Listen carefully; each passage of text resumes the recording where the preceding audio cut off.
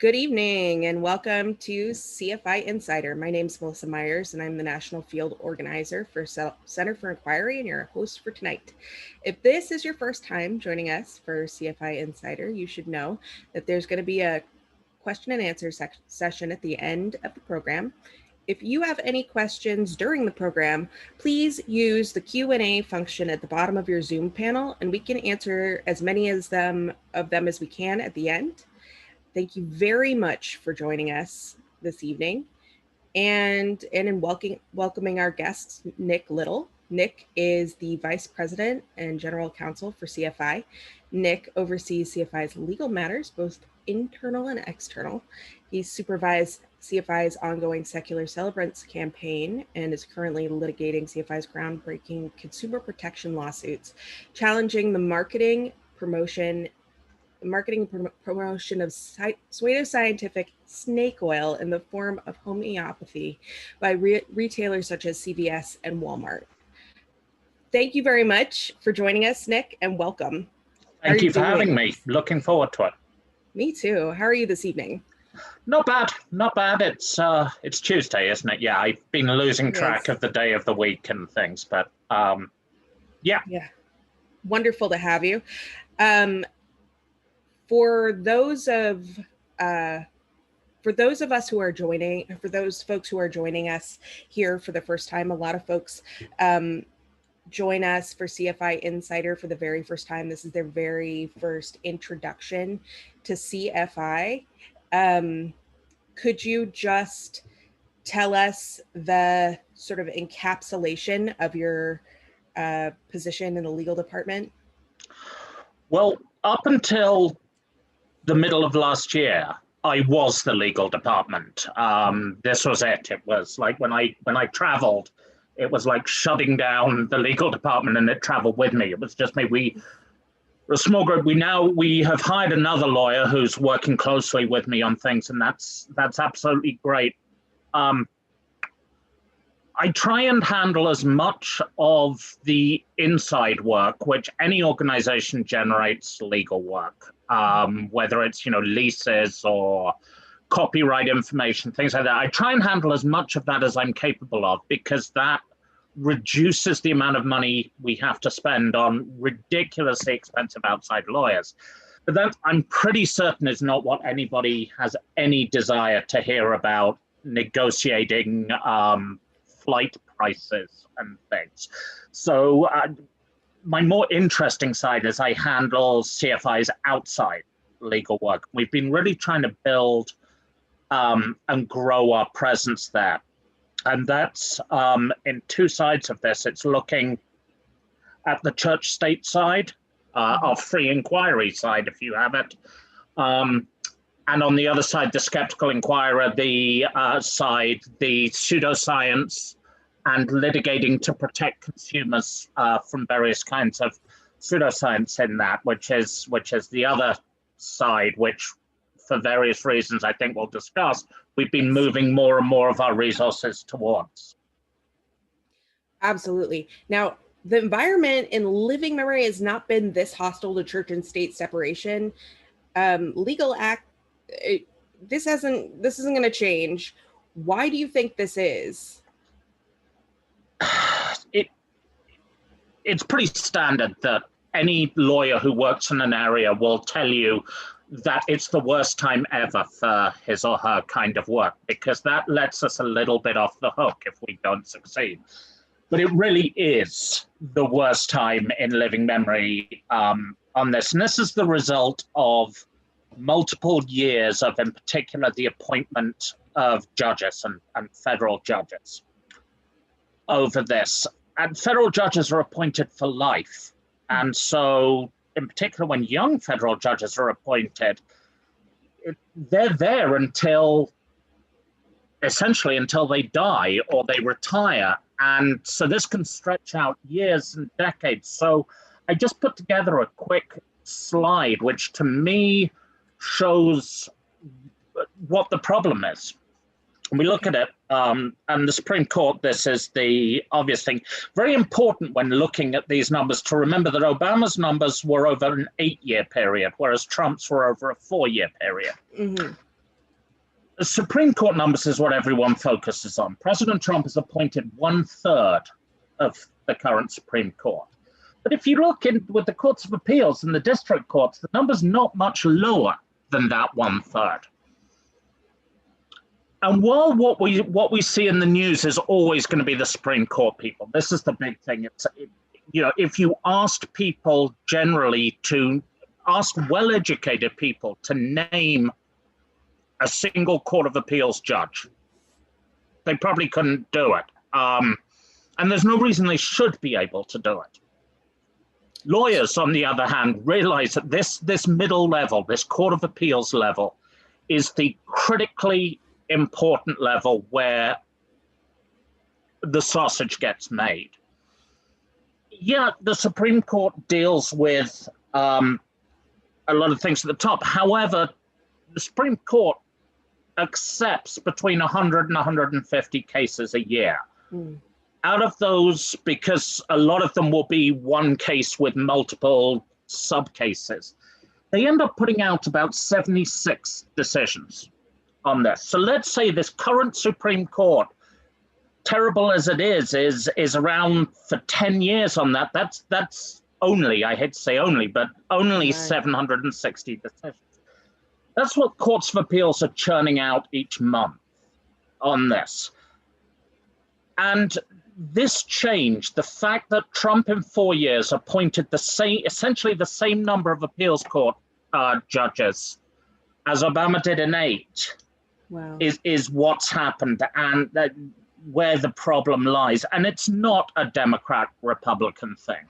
Mm-hmm. It's in particular that the kind of people that Trump has been appointing, and also in the previous Bush administration, this started it. Some of the greatest, most friendly to church-state separation Supreme Court justices were appointed by Republican presidents. Sure. But what we've seen in the Bush administration and the Trump administration is that they are appointing people who are young, people who come from a particular extremist brand of Christianity, mm-hmm. and people who come from a particular extremist brand of conservatism.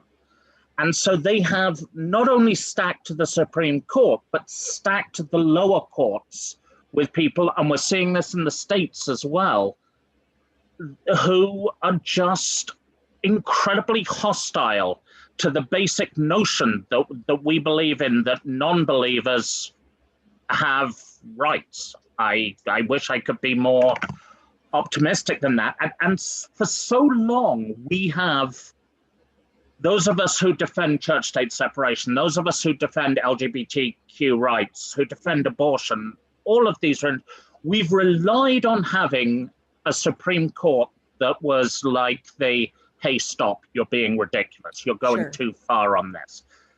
And so it didn't really matter to us, or to a lot of people, it didn't matter that we didn't have the lower levels, that we had states making ridiculous laws, because we knew when it got up to the Supreme Court would get rid of that.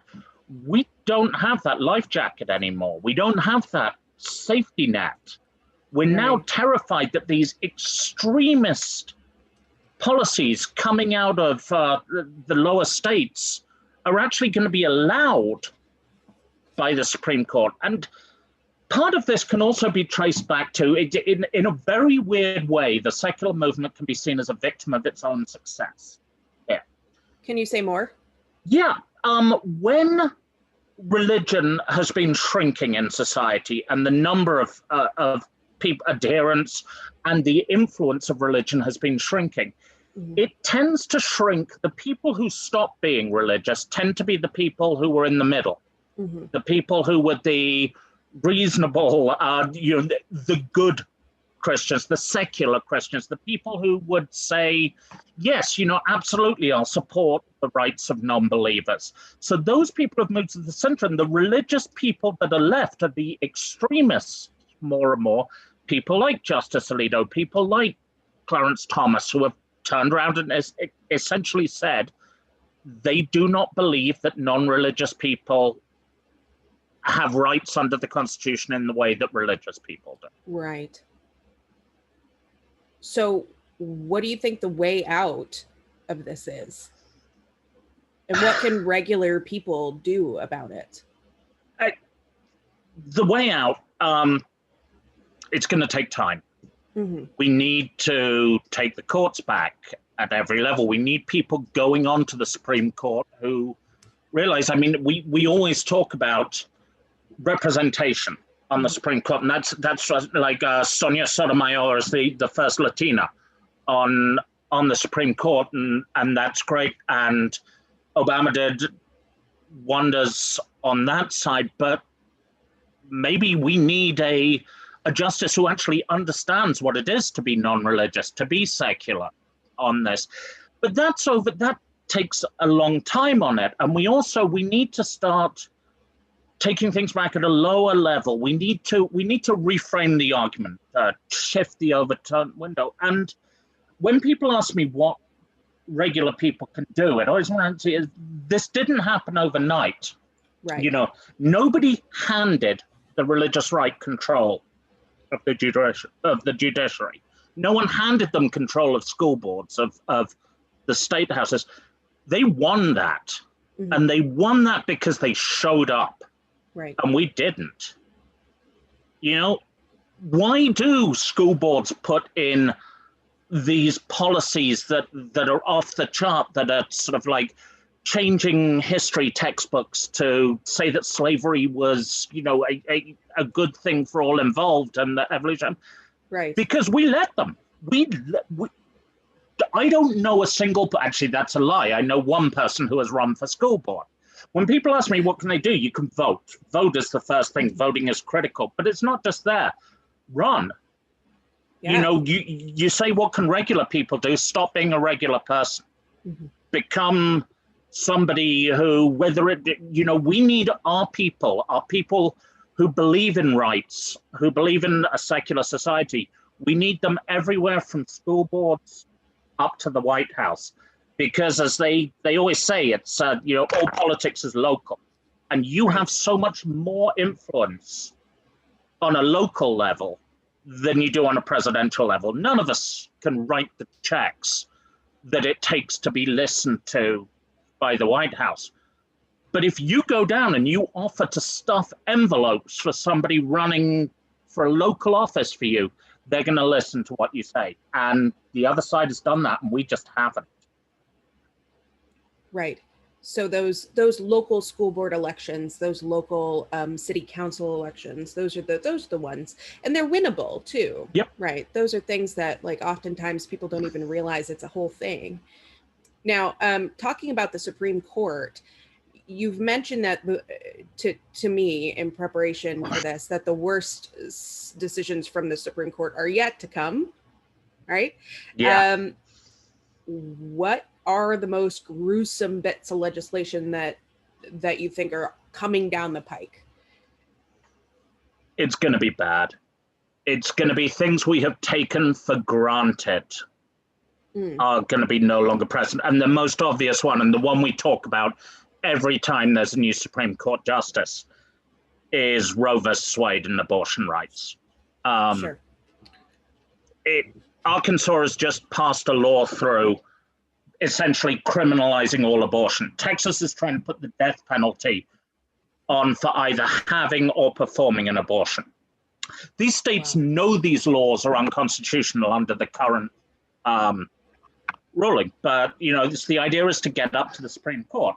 And it's no secret that both of them are down in circuits, both in the Fifth Circuit, I think, which are really sympathetic to restricting abortion rights. So they will approve these laws and will be up there and up at the Supreme Court. And it's not even that Chief Justice Roberts is going to be the middle vote on this. Even if Chief Justice Roberts votes to continue abortion rights in this country, you have to get a vote from either Gorsuch or Kavanaugh on this. And that, I mean, that should terrify everyone on this call. Do we know, are they going to overturn Roe? I think they will. I think the entire thing will be taken out. But even if they don't, they've been remarkably successful so far. Missouri is down to, I believe, one abortion clinic. Right. in the entire state because of all these restrictions. But it's going to go so much further than that, because Roe versus Wade was based on a prior decision, Griswold versus Connecticut, which was a contraception decision. Right. That About said states can't ban access to contraception. right. If you get rid of Roe, you pretty much have to get rid of that. Do states want to get rid of contraception? Well, some types of contraception, they've already said, IUDs, morning emergency contraception, they claim erroneously as abortion. Mm-hmm. So, we're going to see states that will start to generate this right to control people's incredibly private personal decisions.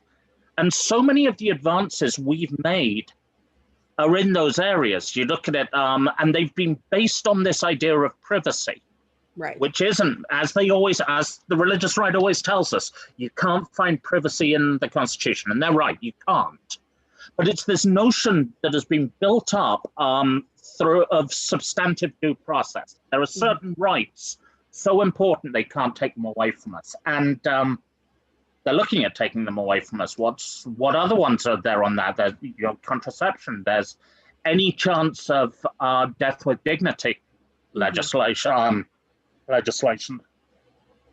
rights of the LGBTQ community. All of these fall under this notion of privacy, that there are some things that the state shouldn't be allowed to forbid you, and the state's going to be allowed to forbid you. Now, on the church-state side, the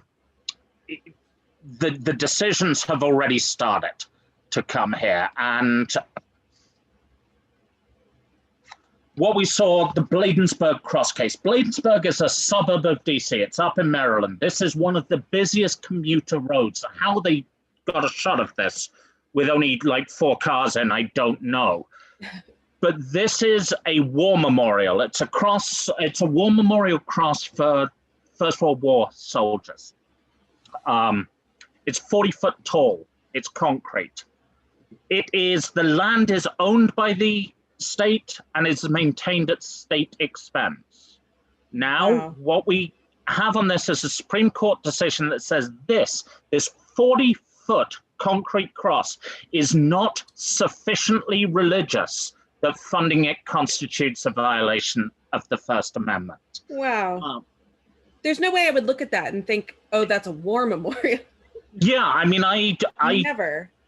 I think it's actually a shovel that somebody has stuck into the ground, and you can't see the blade there. But this is what we're facing. We saw Espinoza that states now, if they provide school vouchers, have to include religious schools. Our Lady of Guadalupe, the Supreme Court decided, which said that a Catholic school that fired a teacher because she had breast cancer, she could not bring a claim based on the Americans with Disabilities Act because she's effectively a minister of the church, and they've got the right to do whatever they want to ministers of the church without discrimination laws. Wow. And we're just coming up to get a decision in Fulton versus Philadelphia, which we will lose, and we will lose badly, which is that the state of Philadelphia tried to refuse to fund a Catholic adoption and fostering agency unless they would provide supply services to LGBT couples. And they sued, saying it's our religious right to take state money but not do the job, and they're going to win on it. So these things are all coming down the pike. We are going to see the sluice gates open, the floodgates opened, and government money will be going directly to churches and religious organizations. Wow. Well, okay. So has the current Supreme Court pleasantly surprised us at all? Is there any chance that they've had to be completely ruthless and not gone as far as we'd expected?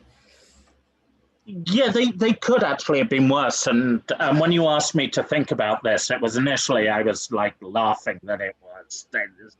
But yeah, I mean, they haven't completely sliced and diced the notion of healthcare insurance on things. June Medical Services, which was an abortion case, which came up, they at least held the line on that, but that was when Justice Ginsburg was alive, and it was a 5-4 decision. So the biggest one, the one great success we've had is in the continuation on LGBTQ rights. There was a case recently, Altitude Express, I believe it was called, about a skydiver suing. And this was the idea that LGBT people, both based on sexual orientation and on gender identity, were already covered under sex discrimination legislation. And essentially, it's a theory, I think, that makes an awful lot of sense. It's that if you fire a man for being gay, you are firing a man for dating another man, for being married to a man, or however you want to put it. Sure. So if that person was a woman, you would not fire them for dating a man, for being married to a man. So you are firing them for not being a woman. Right. And so it's already covered under gender discrimination. That was a win. It was a surprising win. I thought they were going to work out a way. But what worries me when we win things like that is, like, have they already decided it's not going to matter? Have they already decided they're going to pull the rug out from us with other decisions? Right. We're going to see. Right. Okay. Well, let's change gears a little bit so that nobody's trying to jump before the end of this. You've said to me that CFI is uniquely positioned among its peers in the secular community to change direction in litigation. How so? Well, we have, when I first joined CFI about 8 years ago, the entire secular movement existed in silos. And we didn't talk to FFRF, and they didn't talk to American atheists. And American atheists, would only talk to the American humanists to hurl abuse across at them. We've realized that we are so outgunned and outfunded by the religious groups that we need to work together. So we have, both on the legal and the lobbying side, we have regular meetings. We talk about, what our overall strategy is, how we portion things up. Recently, those meetings have obviously taken a turn for the, oh my God, what are we going to do kind of thing.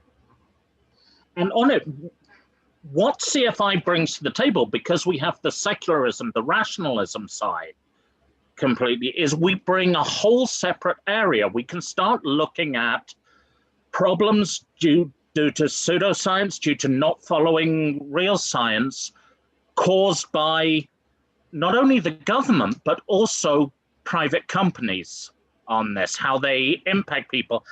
And that's not an avenue that's open to American atheists, for example.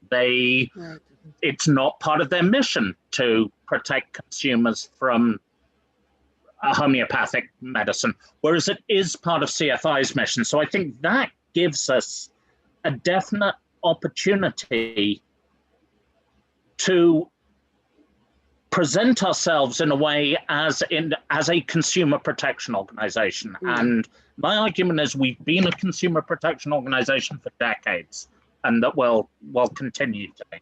Right. Well, which legally would aid in the sort of standing situation and yes, and these sorts of things. Okay. So you're talking about pseudoscience and how it is a genuine threat to consumers on a macro and a micro level. What makes it so dangerous? Why do we care about people in their essential oils and why Walmart has it, et cetera? I'll talk about a micro level first. Okay. What's the harm on a micro level? Well, at times, very little. If someone wants to go out and buy their essential oils, have at it. I'm not the person to stop you. Sure. If you like your lavender oil, you can keep it. Yeah. Absolutely. I actually love lavender scent and things, but let's not get into that. I'm destroying my street credibility on this. If we take alternative medicine first, so things like homeopathy, acupuncture, that can hurt in 3 separate ways, and it does hurt people in 3 separate ways. One, because it's not properly controlled. Like acupuncture, the needles may not be sterile. You may get an infection from that. Homeopathy, there was a teething drug for infants that was made from deadly nightshade, and they put too much deadly nightshade in it because there aren't the controls, and kids died. Sure. If you have a kid with an ear infection on it, these can cause major long-term problems. But even if it isn't tainted medicine, it can still hurt people because they're not going and getting real treatment. Yes, on the extreme level, you have the cases of the people with cancer who go down to these quack clinics, a lot located just over the border in Mexico, out of the FDA's reach, and they pay $40,000, $50,000, $60,000 to be given utter garbage, and whereas they could have been successfully treated with real medicine. Surely. And in particular, when that's happening to kids, you get kids who are deaf because their parents trusted homeopathic eardrops on it, where they had an ear infection that could have been cured with I'm trying to remember the pink antibiotic that every parent knows and has kept. Amoxicillin. Good old amoxicillin. Exactly. She's delicious. Yeah, my kid was allergic to it, actually, which was unfortunate. So that's a second level of harm. And the third level of harm is the financial level. This is billions of dollars every year that people are spending on something that's worthless. And that goes beyond alt med.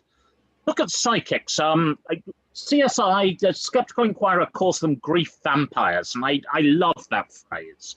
These are people who go in, and they'll be in Colorado at the moment. There'll be psychics out there taking money out of people's pockets and pretending to speak to their dead relatives. And those people are scumbags. And if we can in some way stop that, it's our duty as humanists too. And that's something I think with the skeptical side, there's been for a long time a reputation that what we do is, we're these snooty, we're smarter than you, and we point and laugh at people. And we need to remember who the victims are on this.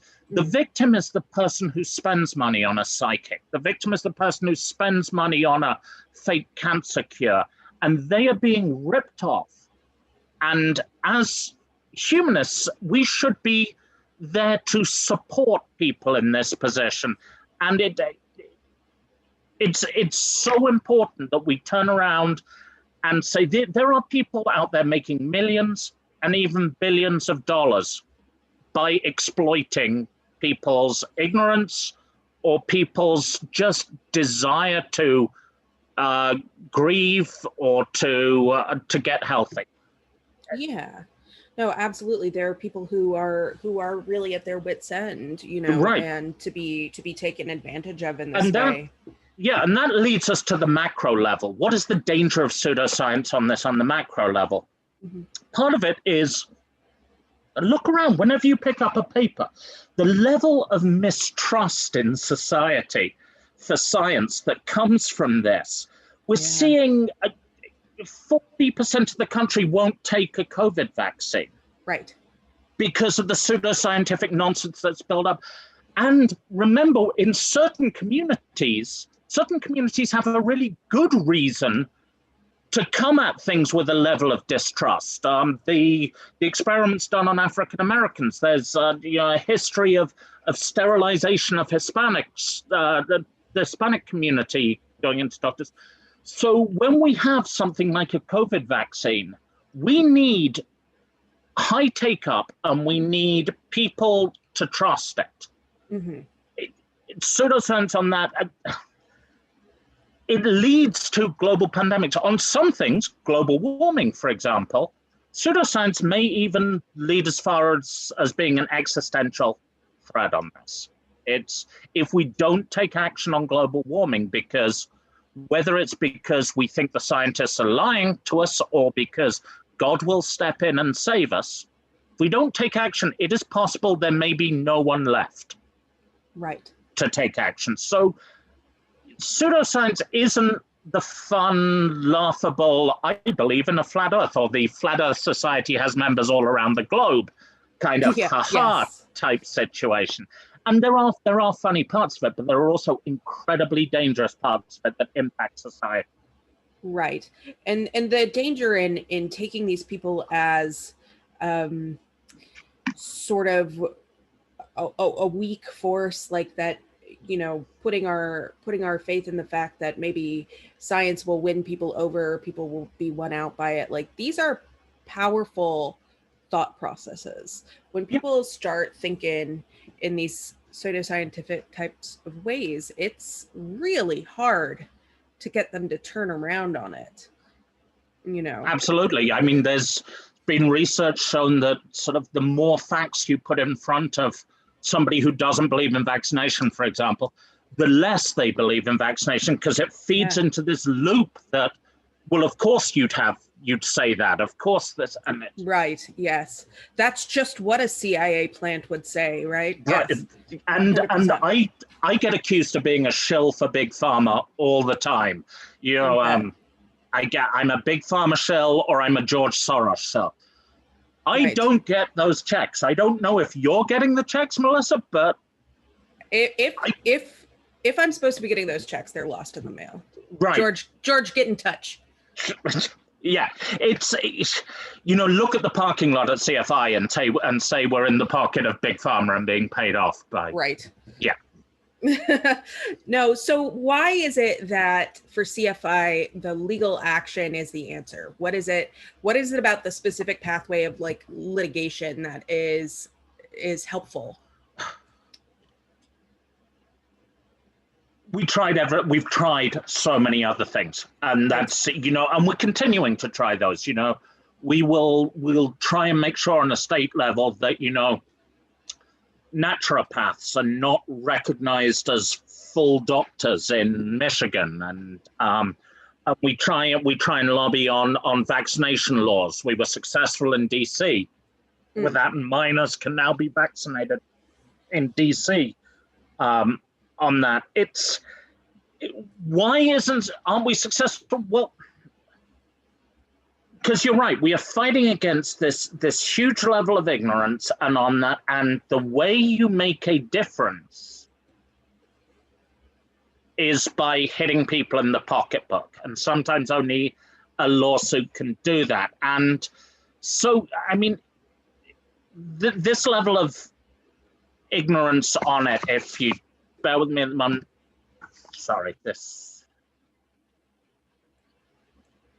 This, for example, acylococcinum, this is a flu treatment, except it's not, but you look at the top, it says flu-like symptoms, and this has everything designed to trigger a parent as they're walking down. It's non-drowsy, it has no drug interactions, it works naturally with your body. Of course it has no drug interactions, it has absolutely nothing in it. Right. So you turn it over, and this looks like... It looks exactly like your Dayquil packaging, right? Right. Mm-hmm. And what's the active ingredient? Annus barberi. It's in Latin. It must be good. You know, Latin things do you good. That's on true. This. Mm-hmm. Annus barberi means the heart and liver of the Muscovy duck, a particular type of duck. So this is duck liver. And if you've ever tried to get kids to eat liver, that's always, but don't worry, because it is 200 ckHPUS. What's that mean? Who knows? That means it's a really powerful dilution of this. It means you dilute it once, 1 part to 10, then another time that's 2, then another time 3. You do that 200 times. So there is 1 part of duck liver to 10 to the power of 400 parts of water at the end of this. Right. So this is a drop of duck liver. Well, if it was even a drop, 10 to the power of 400 is such a huge number. There are only 10 to the power of 80 atoms in the entire universe. Right. The entire known universe. So we would need 320 universes for there to be a single atom of the dark liver left. It's utter nonsense on it. But this is why what we decided was, when you walk down the aisle in CVS and you see that, the customer doesn't know that this is complete garbage. We commissioned some research that actually shows when we tell people what's in this, they're mad as hell that they spent, I think it's $27 for this package. It's how much? $27? 27, yes, or, you know, and the good news is you can't overdose on it. They're very keen to tell you can't overdose on it, which again, great. isn't surprising because there's nothing in it. So what do you do in this situation? Well, we looked at the consumer protection laws, because the idea I had was that if you go in and there's a Humvee sitting on the car dealership and it's got a sign in the window that says 450 miles per gallon, and you buy it, you've probably got a good court case against the dealer when you realize you get like 1 mile to the gallon. Sure. So DC consumer protection laws has a very interesting provision in it that allows an organization like CFI to act as a private attorney general. We can sue on behalf of the population of DC. And so our argument is that every time CVS or every time Walmart sells this, they are committing an individual fraud each time on this, because they put this product under a sign on the roof which says cold and flu. Right. I don't think it's too radical to suggest that the store is saying this treats cold and flu if they put it under a sign which says cold and flu. CVS and Walmart dispute that, but there we are.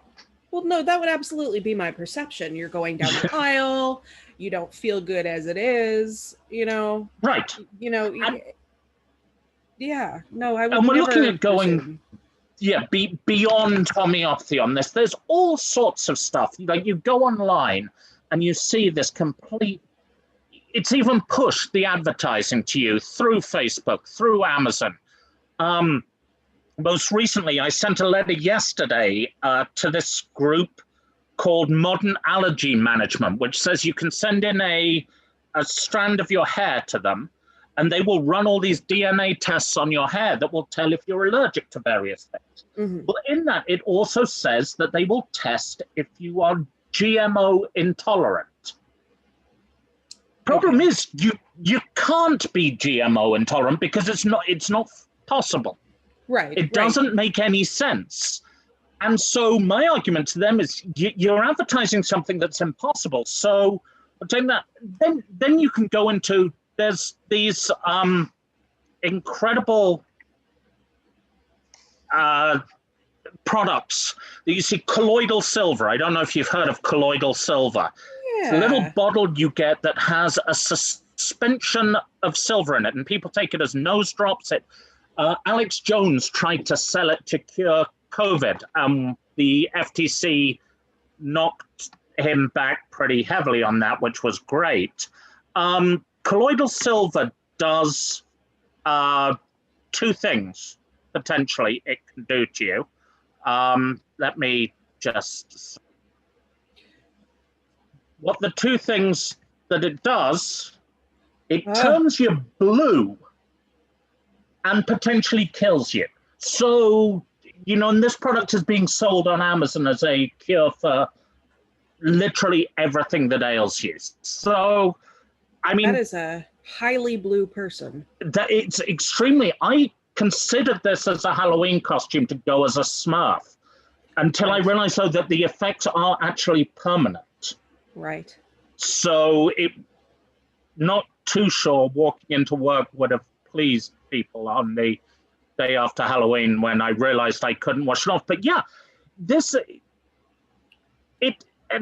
to go back to this notion we had on who the victims are, it is important that when we look at we need to be doing this in an encouraging way and going after the right people. We're not turning around and saying the people who take colloidal silver are bad people. They're not bad people. A lot of the time, they're desperate people. Yeah. A lot of the people who use homeopathy, it's because they don't have good medical insurance. They can't go to a doctor and get a prescription for real medicine. Yeah. It's one of the reasons for that we're pushing so hard on vaccination. We're trying to, at the moment, find a minor who wants to be vaccinated without their parental consent, and we want to bring a lawsuit on their behalf. You're not talking about a coal miner. You're talking about not a coal miner, an MINOR rather than ER. Certainly. Although I'll happily help a coal miner get vaccinated, but legally they're allowed to. But yes. There are so many people out in this country whose parents won't let them get vaccinated. And as a result, they may not be able to go back to school. If they do go back to school, are they going to be allowed to do extracurricular activities like debate or athletics or whatever it is? Right. This is an area that CFI can make a difference, and I hope we will make a difference. Okay. Well, it's absolutely necessary. The amount of just snake oil on the market and how close it is to looking like an actual thing, it's really putting people in danger. And we're glad you're doing it. Are you ready to take some questions? I'm always ready for questions. Wonderful. So Peter asks, how do you decide what cases to pursue?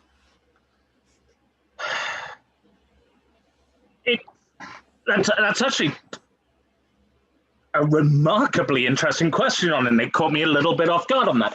There's so many factors that go into it. Because we have limited resources, we need to look at a very strategic approach. And the first thing, if a complaint comes in, it's how does this fit in with our overall where we're trying to take the legal department. So if, for example, if you email me about, I don't know, there's a war memorial in my town on public land that's religious, I'm going to look at it and it's like, well, can I solve this really quickly? Can I just drop a letter to somebody? And if I can, I'll do that. But if it seems like it's going to take time and resources that I don't feel we can give to that area, the next thing I'll do is, with the complainant's permission, of course, is I will call other friends who, like FFRF, for example, who specialize more in those cases.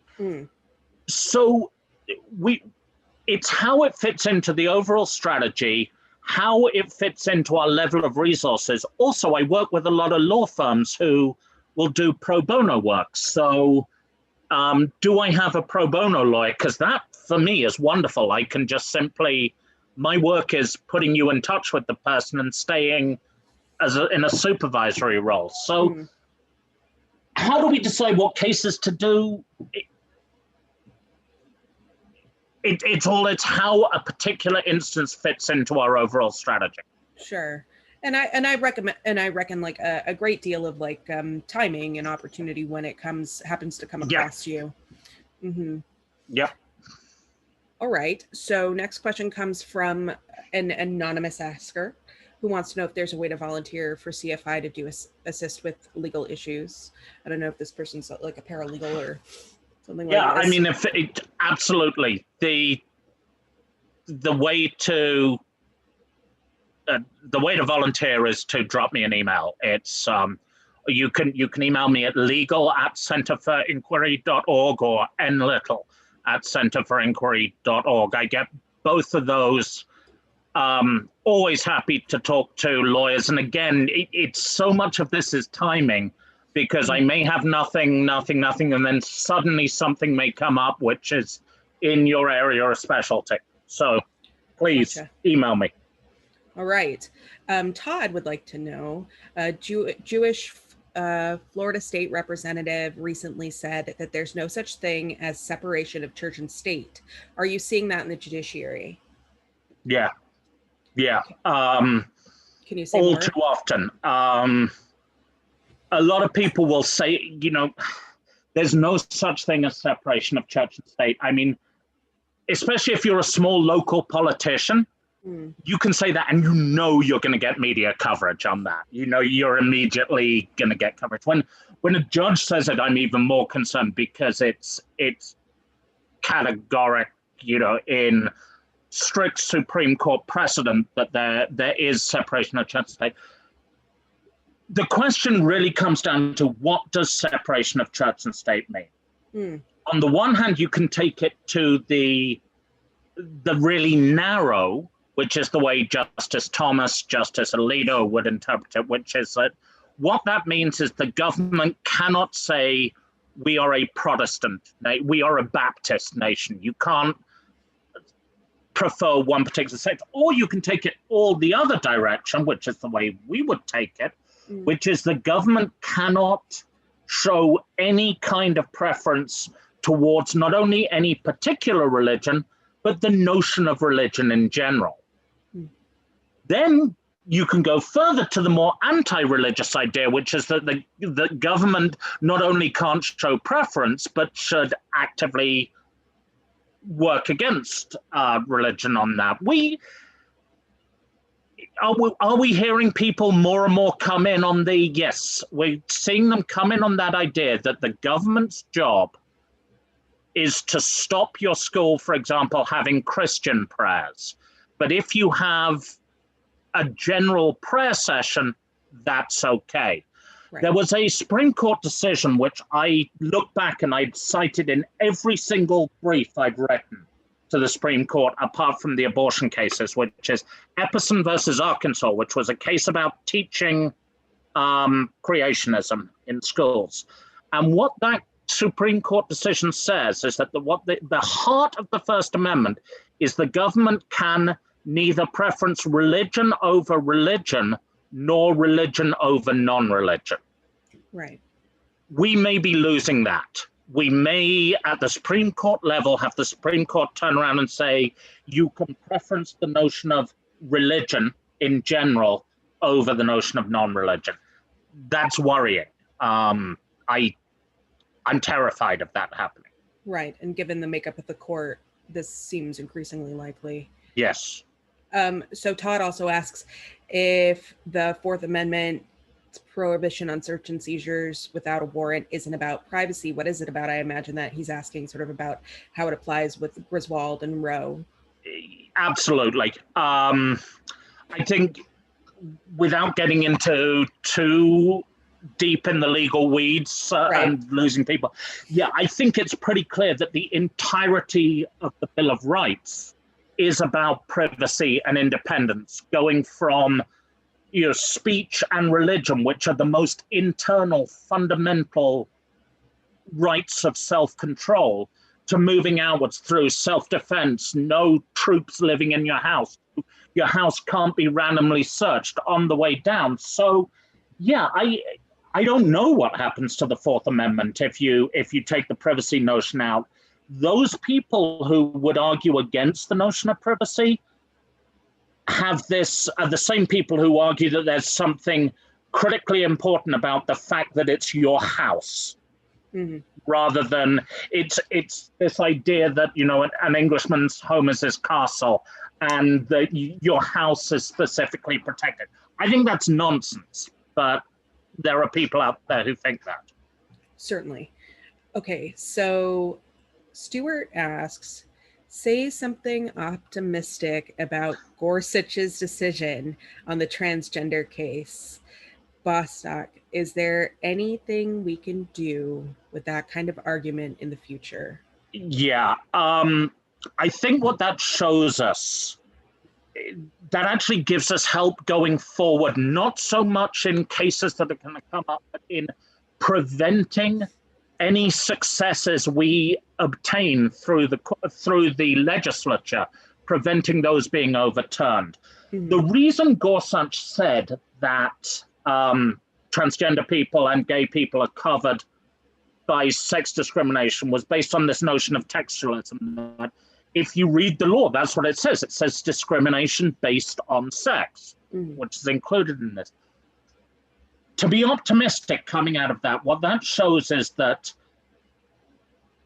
they will act with a degree of integrity if we pin them in enough that they can't avoid doing that. Right. So if we are very careful how we word something in the future, like if we are, for the moment, we have the Do No Harm Act up in Congress, which this idea is that, no, you don't have a religious right to an exemption if that's going to harm the LGBT community, or, you know, if it's going to discrimination.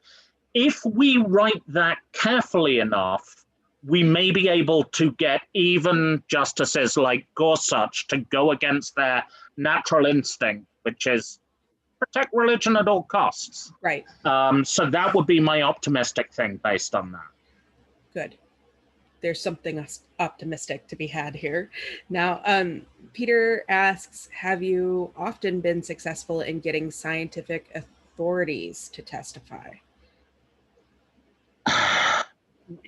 The great thing about where I work is it provides me with a whole list of people who we can call on this, and some of really the very top people in each areas.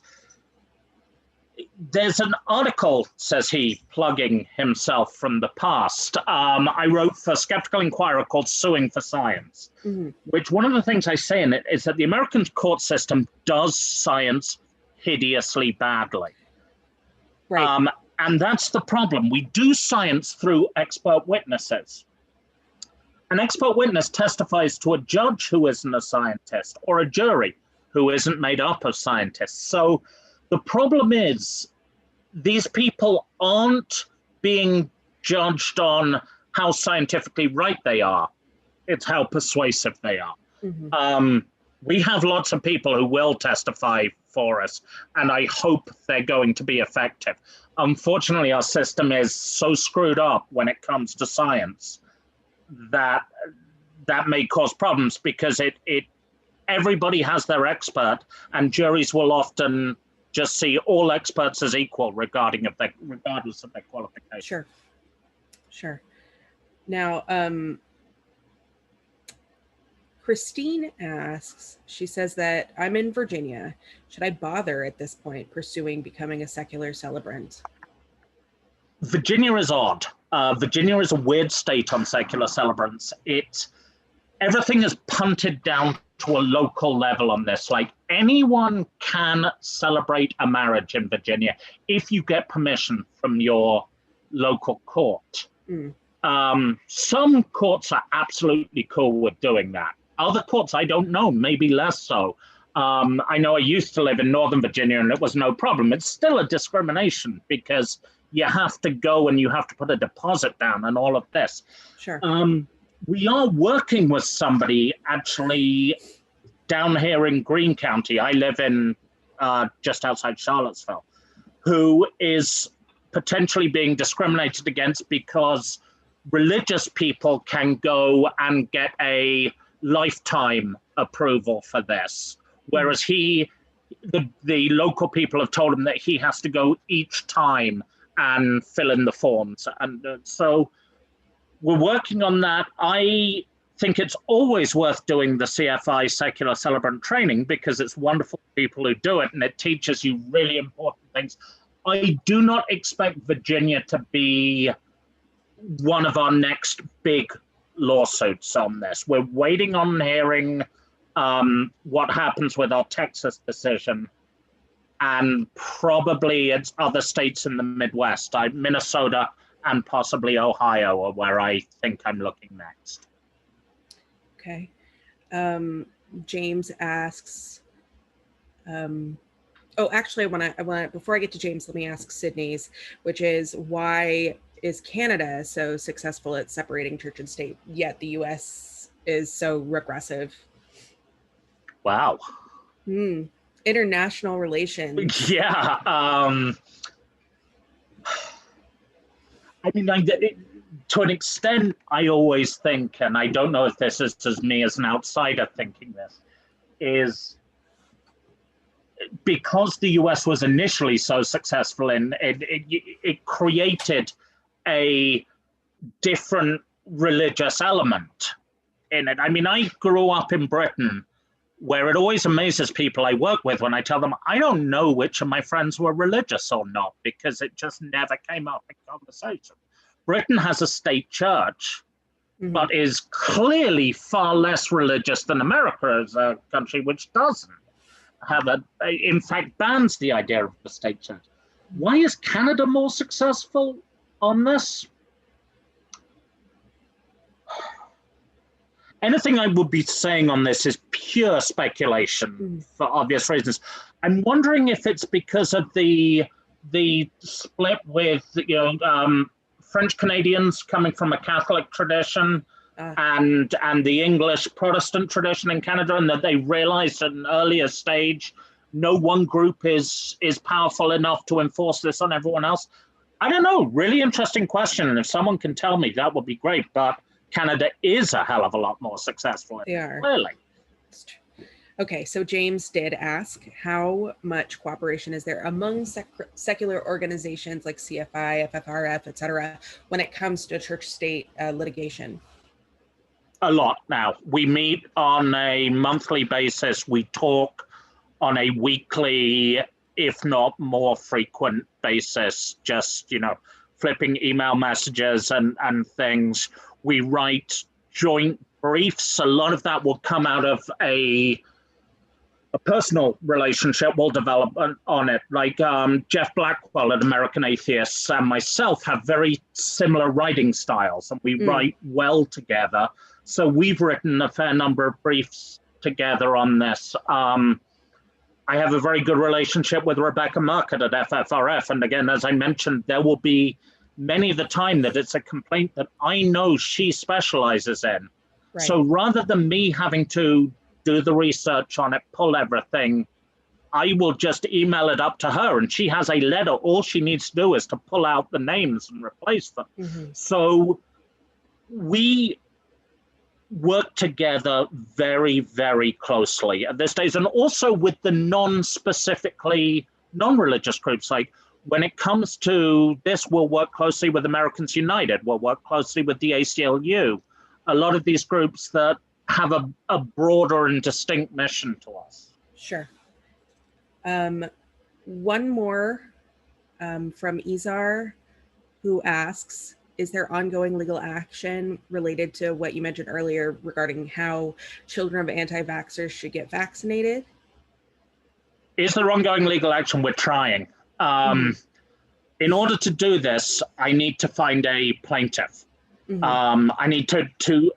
I need to find somebody who is in their state not allowed to make their own legal decisions on it, whose parents don't want them to be vaccinated, and who is mature enough that a court will look at them and say, you should be allowed to make your own decisions. I'm working with, there's a charity, Vax Teen, that's phenomenal, that is run by teenagers for this purpose. The problem with this, the problem that immediately hits me on this is there are very strict ethical rules for lawyers about how we can go out and gather clients.